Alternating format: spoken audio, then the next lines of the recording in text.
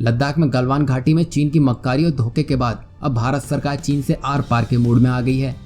चीन को न सिर्फ सैन्य स्तर पर झटका देने की तैयारी है, बल्कि आर्थिक मोर्चे पर भी चीन की कमर तोड़ने की तैयारी हो गई है। देश में गुस्से का माहौल है और चीनी सामानों के बहिष्कार की अपील भी जोर शोर से चल रही है। इसी कड़ी में टेलीकॉम मंत्रालय ने BSNL और MTNL को निर्देश दिए हैं कि 4G फैसिलिटी के अपग्रेड में किसी भी चाइनीज कंपनी के बनाए गए उपकरणों का इस्तेमाल नहीं किया जाएगा।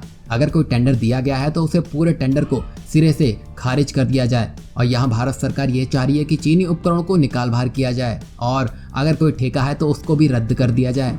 और आज से पहले इस तरह का कोई भी एक्शन भारत सरकार की तरफ से नहीं लिया गया था, जो इस बार देखने को मिल रहा है। वहीं इसी के साथ ही चीन पर दूसरा एक्शन लेते हुए भारतीय रेलवे भी चीन के ठेकेदारों से काम छीनना शुरू कर चुकी है। 2016 में चीनी कंपनी से 471 करोड़ रुपए का करार हुआ था, जिसमें उसे 417 किलोमीटर लंबे रेलवे ट्रैक पर सिग्नल सिस्टम लगाना था।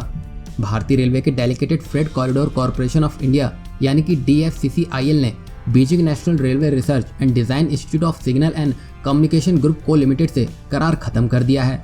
इस प्रोजेक्ट के तहत कानपुर से दीनदयाल उपाध्याय रेलवे स्टेशन के बीच 417 किलोमीटर में सिग्नल व टेलीकम्युनिकेशन का काम होना था और इसकी लागत 471 करोड़ रुपए बताई जा रही है। यहाँ पर रकम भले ही छोटी हो, पर भारत का यहाँ वार बड़ा है, जिससे चीन को अब ये जवाब मिल चुका है कि भारत अब यहाँ रुकेगा नहीं, वो आगे भी ऐसे एक्शन लेता रहेगा।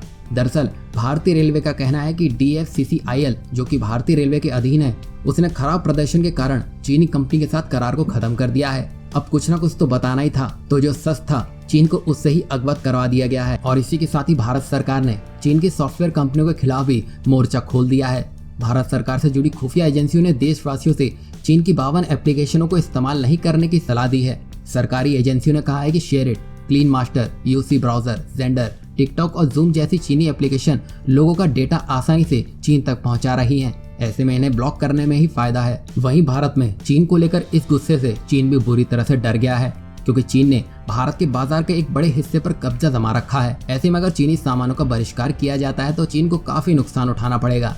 चीन की कंपनियां खुद को बचाने के लिए हर मुमकिन कोशिश कर रही हैं। भारत और चीन के बीच बॉर्डर पर टेंशन को बढ़ता देख स्मार्टफोन की दिग्गज चीनी कंपनी ओप्पो ने एक अहम कदम उठाया है। दरअसल ओप्पो ने अपने flagship phone find X2 series की भारत में ऑनलाइन लॉन्चिंग रद्द कर दी है, ताकि उसे लोगों के गुस्से का सामना न करना पड़े। जरा सोचिए, जो चीन कोरोना काल में भी धड़ल्ले से ऑनलाइन मोबाइल लॉन्चिंग इवेंट किए जा रहा था, आज भारत ने एकजुट होकर हल्ला क्या बोला।